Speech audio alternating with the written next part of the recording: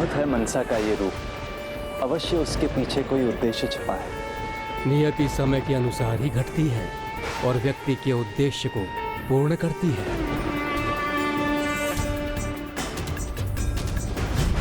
असंभव को संभव किया है मनसा ने। हलाहल के विषैले प्रभाव को दूर कर मनसा ने उसे महादेव के लिए सहनीय बना दिया है।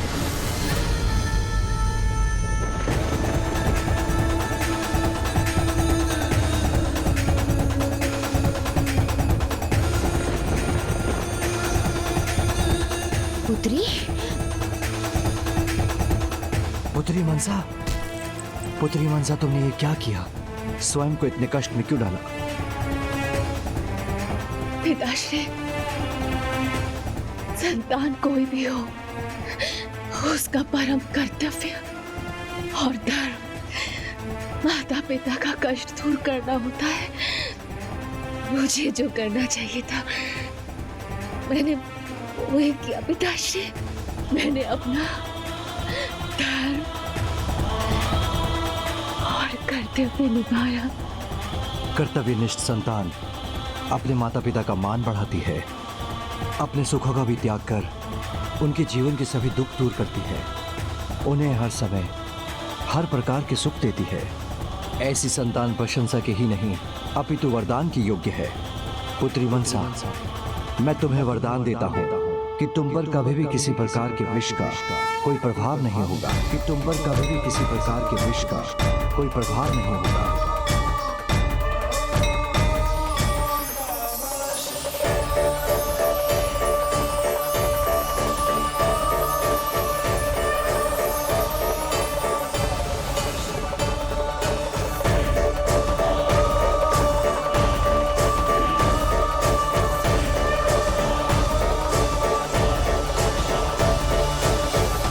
जो सभी की पीड़ा हरते हैं, तुमने उनकी पीड़ा हर संसार के सामने अत्यंत श्रेष्ठ उदाहरण प्रस्तुत किया है पुत्री।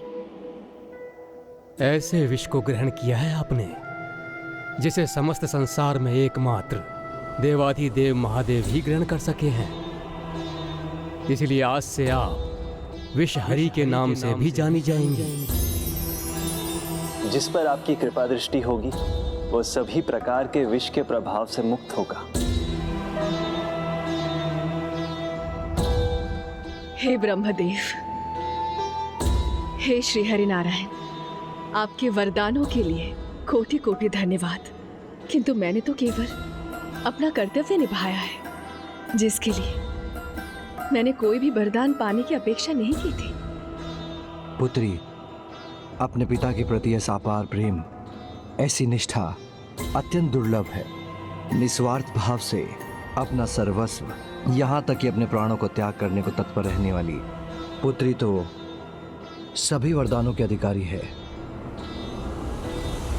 किंतु तुम्हें एक अधिकार से वंचित रहना होगा।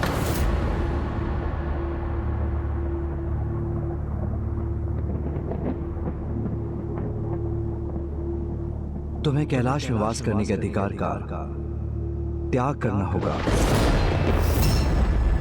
तुम्हें यहां से जाना होगा।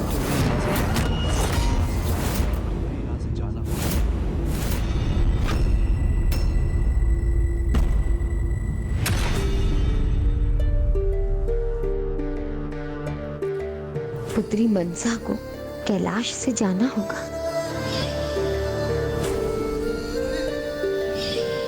मैं तो बस यही कामना करती हूँ माता कि मैं इसी प्रकार आप दोनों की छत्र छाया में रहूं। मुझे जाना होगा,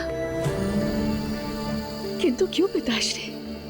इतने समय के पश्चात मुझे आप दोनों के साथ रहने का सुख प्राप्त हुआ था, उससे आप मुझे वंचित कर रहे हैं।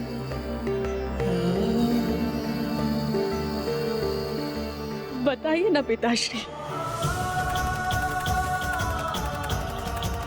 अब तुम यहाँ पहुँच गई हो, अब तुम सदैव यही रहोगी हमारे साथ। माता आप ही बताइए ना। आपने तो कहा था ना कि मैं सदैव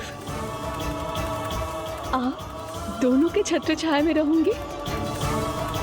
यदि मुझसे कोई भूल हुई है माता, तो मुझे क्षमा कर दीजिए, मुझे क्षमा कर दीजिए माता, किंतु कृपया मुझे आप दोनों से दूर जाने का आदेश मत दीजिए।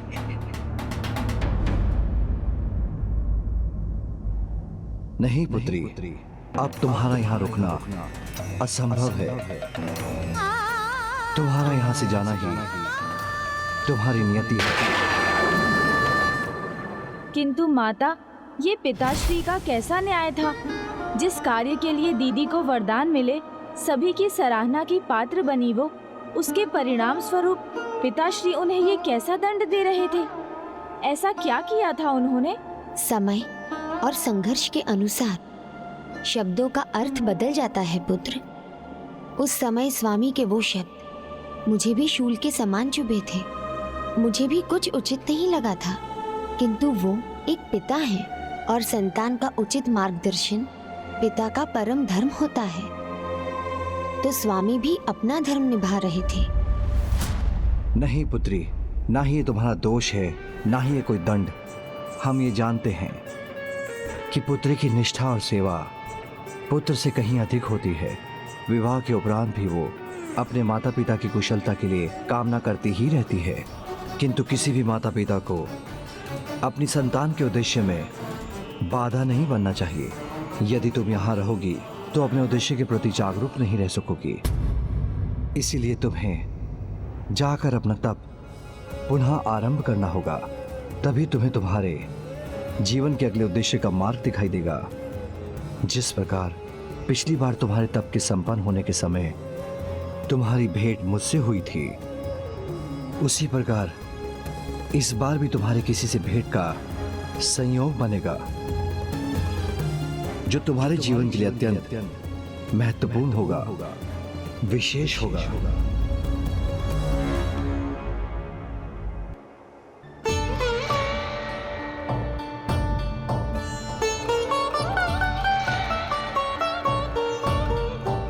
यदि यही आपका आदेश है पिताश्री, तो आपकी पुत्री आपके आदेश का पालन अवश्य ही करेगी।